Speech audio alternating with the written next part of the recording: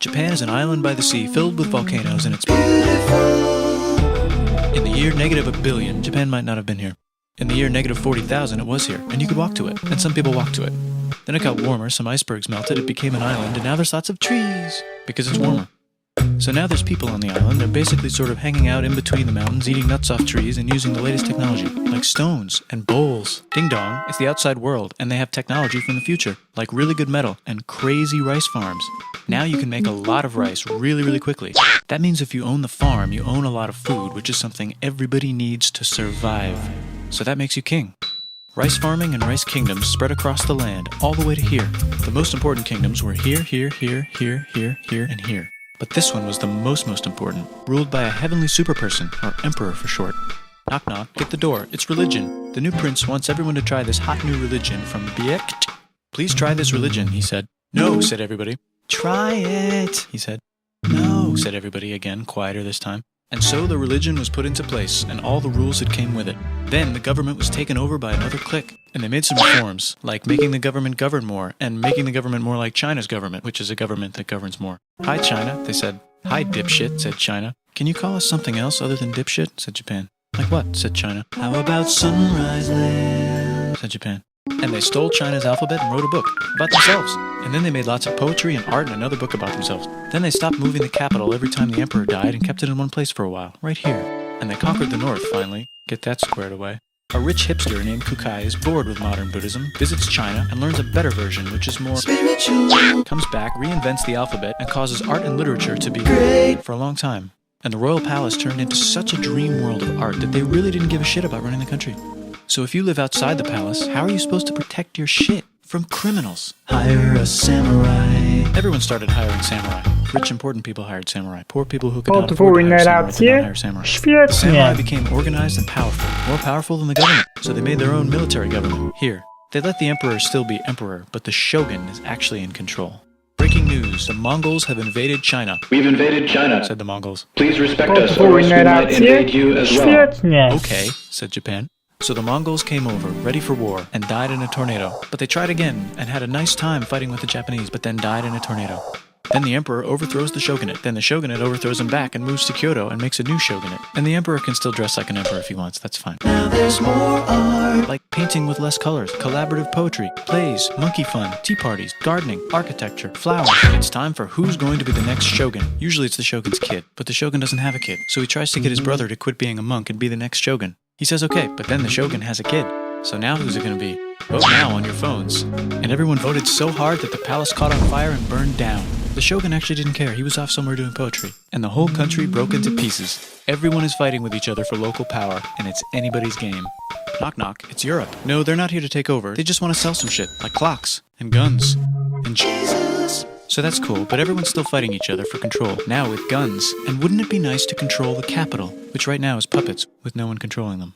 This clan is ready to make a run for it, but first they have to trample this smaller clan, which is in the way. Surprise, the smaller clan wins, and the leader of that clan steals the idea of invading the capital and invades the capital, and it goes very well. He's about halfway through conquering Japan when someone who works for him kills him, and then someone else who works for him kills them, and that guy finishes conquering Japan.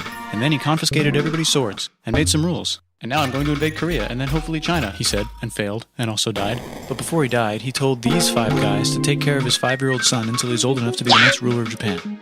And the 5 guys said, yeah, right, it's not going to be this kid, it's going to be one of us, because we're grown-ups. And it's probably going to be this guy, who happens to be way more rich and powerful than the others.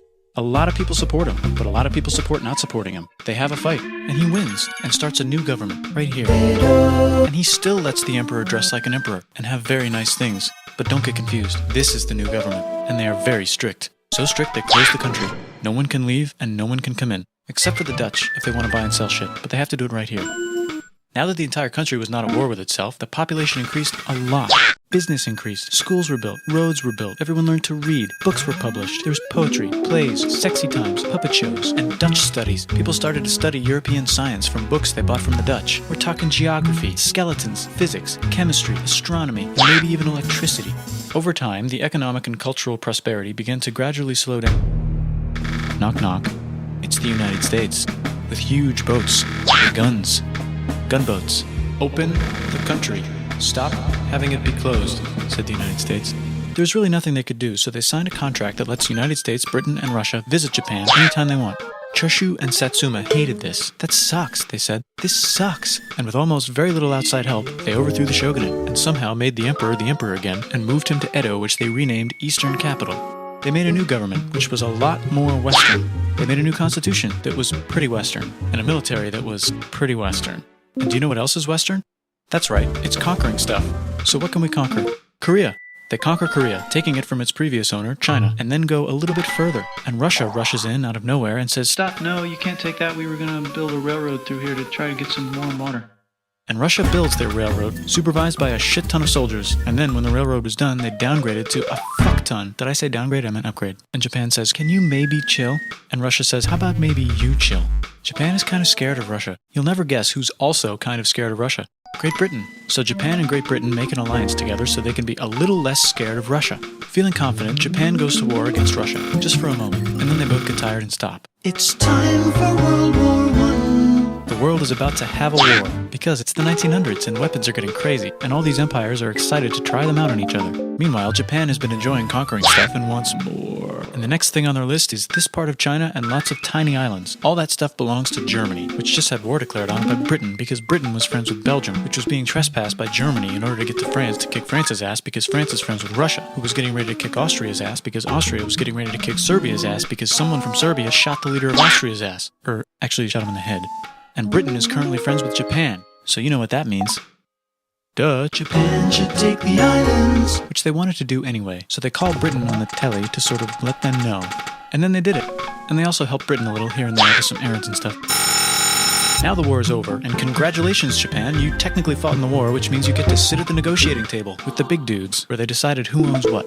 And yes, Japan gets to keep all that shit they stole from Germany. You also get to join the post-war mega alliance, the League of Nations, whose mission statement is to try not to take over the world.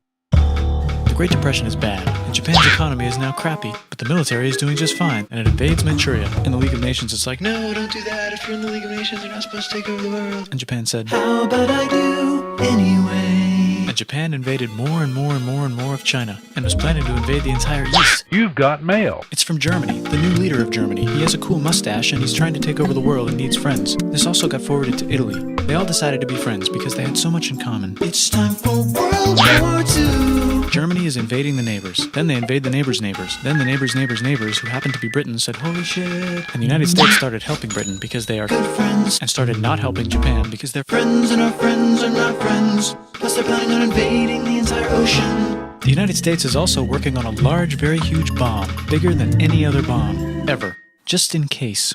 But they still haven't joined the war. War looks bad on TV, and the United States is really starting to care about their image. But then Japan spits on them in Hawaii and challenges them to war. And they say yes. And then Germany, as a symbol of friendship, declares war on the United States also. So the United States goes to war in Europe, and they help the gang chase Germany back into Germany. And they also start chasing Japan back into Japan.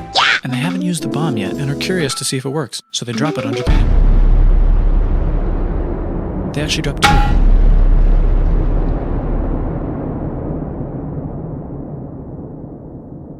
Podwójne racje? Świetnie.